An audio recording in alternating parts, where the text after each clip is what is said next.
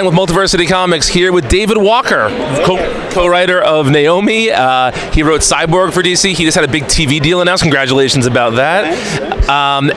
Let's start with Naomi, though. So you and Brian Bendis created this character together, I believe, as part of a college course. Explain to us how that worked. Well, Brian and I teach together at Portland State University, so we're always talking about hero's journey, character development, story, telling our students. And there came a point where we were just like, at some point we really should write something together. And back when we were both still writing at Marvel, we had been talking about writing something together for a long time. And then the opportunity came up, and it actually came up in a weird way. Brian got really sick, and he was in the hospital. Most people know this. And it was a very scary time.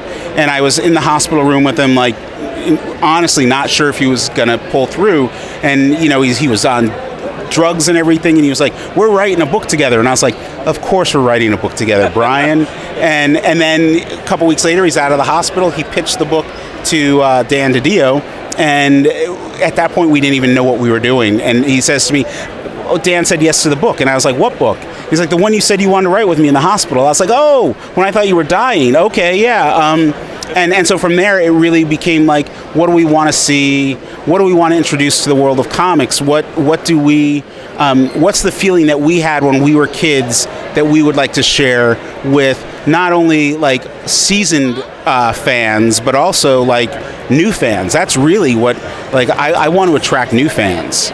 So what is it about the comics you grew up reading? What is that sort of magic ingredient that you wanted to bring to Naomi?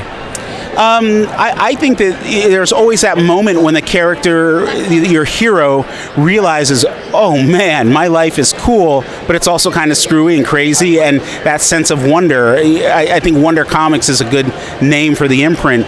And I just wanted to get that feeling of like, not quite feeling like you belong, but also feeling like maybe there's more, the universe has more in store for you, or you have a place in the universe. So that's what I wanted to bring to it.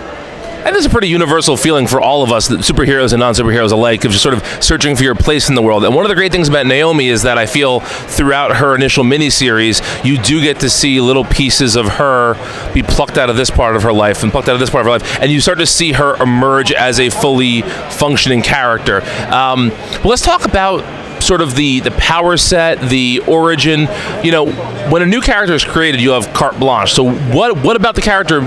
What about the power set, the origin? What about all that appealed to you guys? Why was this the type of character you wanted to create? Well, we thought about, there was a lot of behind-the-scenes conversations, maybe she's originally from Fourth World, maybe she's this, maybe she's that. And then we thought, we really talked about this a lot, and we talked about how much vast history there is in the DC universe, and how for some fans it's a really exciting thing, but for new fans it can be very daunting and intimidating.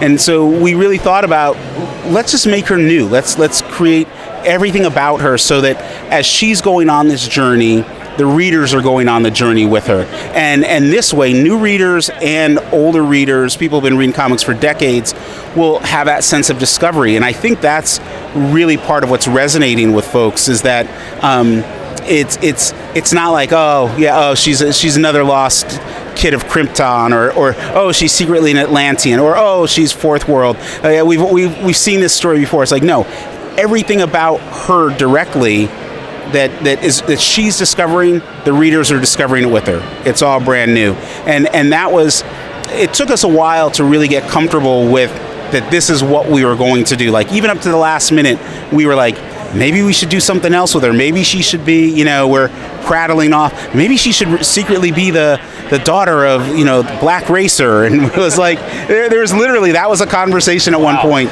And very different book. Yeah, very, very different book. And a lot of it was trusting our gut instincts, which a lot of times can be counterintuitive to what is actually happening in mainstream comics. And I kept thinking about, Brian's daughters. I know Brian was thinking about his daughters. They're, I want to say 11 and 9, I believe.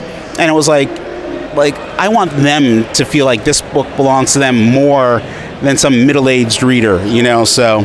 Yeah. I think about it all the time. I have a 7-year-old daughter, and when I read my comics, I'm thinking, what would she want to pick up? If she's walking through the store, what would she want to read? And that's a really important element. So I'm really glad to hear you say that. Well, now we're seeing Naomi sort of integrated into the greater DC universe, and so I know there's another miniseries coming in the future for Naomi. Who are some of the characters that you can't wait for her to rub shoulders with in the DC universe?